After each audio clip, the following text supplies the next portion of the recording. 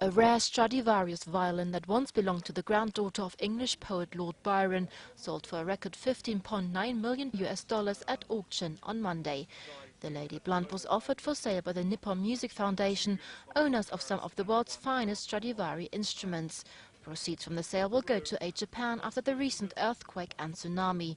The historic violin was bought by an anonymous bidder for around 4 times the previous auction record for a Stradivari violin, according to Jason Price, director at auction house Teresio.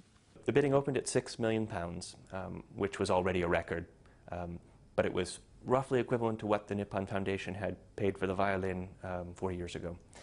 So the bidding opened there, and then it was pretty swiftly developing. We knew right off the bat that it was going to have tons of interest, and there were bidders waiting in the wings who actually didn't get in and place a bid because it went up too fast above what they were looking to spend. The Lady Blunt is one of around 600 instruments by the famed Italian maker Antonio Stradivari still in existence, and one of the best preserved examples. The last time this violin was sold publicly was in 1971 at Sotheby's.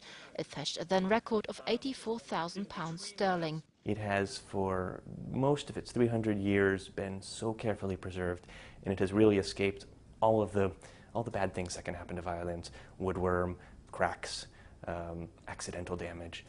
It has been very gently played at a couple, at some moments of its existence, but for the most part, it's been preserved. And what's great about that is that this allows us to see what a Stradivari looked like in 1725.